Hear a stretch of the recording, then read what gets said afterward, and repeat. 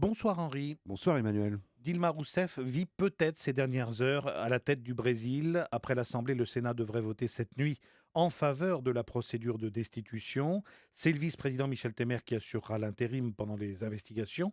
Et à moins de 3 mois de l'ouverture des Jeux Olympiques, au mois d'août, le Brésil s'enfonce dans une crise politique dont il est très difficile de prévoir l'issue, hein.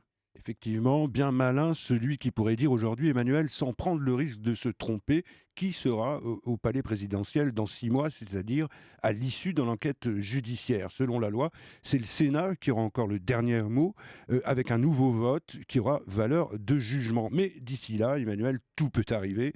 Les juges vont disséquer les documents officiels pour tenter d'y voir clair dans cette affaire de maquillage des comptes publics dont la présidente est accusée. Les politiciens vont continuer de se déchirer et comme d'habitude dans la plus grande confusion. Il y a 2 jours par exemple, le nouveau président de la Chambre a surpris tout le monde en annonçant qu'il annulait le premier vote des députés qui avaient entériné le processus de destitution, puis il s'est rétracté dans la nuit pendant que le chef du Sénat l'accusait, lui, de déni de démocratie. Pas facile de s'y retrouver. Et puis, tout peut aussi arriver dans la rue avec, comme c'est assez prévisible, des grèves, des manifestations et des contre-manifestations dont on ne peut plus exclure qu'elles finissent par déboucher sur de la violence. Oui, d'ailleurs, on a vu les partisans d'Ilma Rousseff manifester à Sao Paulo ces dernières heures.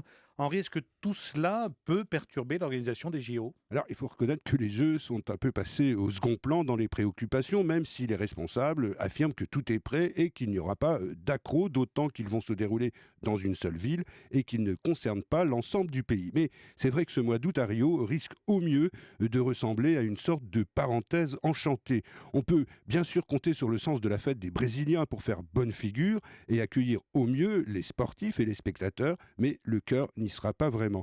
Ces Jeux devaient être une consécration pour un Brésil en plein essor. Un Brésil qui avait fait la preuve que le développement économique pouvait aller de pair avec la lutte contre la misère et les inégalités. Un Brésil qu'on avait érigé en modèle et dont la voix était de plus en plus respectée dans le monde. Au lieu de cela, c'est aujourd'hui un pays en panne, miné par la récession, le chômage et l'inflation, rongé par les scandales et paralysé par cette crise politique qui n'en finit pas. Bref, ne soyons pas surpris cet été, Emmanuel, si les cariocas ont l'air de se forcer un peu. Et au-delà du cas personnel de Dilma Rousseff, est-ce que cette affaire, au fond, n'est pas le symptôme d'une corruption généralisée qui touche l'ensemble de l'élite brésilienne? Alors, il y a en fait 2 façons de répondre à cette question. La première, c'est effectivement de dresser la liste interminable de tous ceux qui sont condamnés ou poursuivis dans toutes sortes d'affaires, dont la principale est le scandale de la compagnie pétrolière Petrobras. Et là, on trouve des grands chefs d'entreprise, des politiques à tous les niveaux, y compris les plus illustres, comme l'ancien président Lula, qui est lui-même sous le coup d'une enquête judiciaire. Et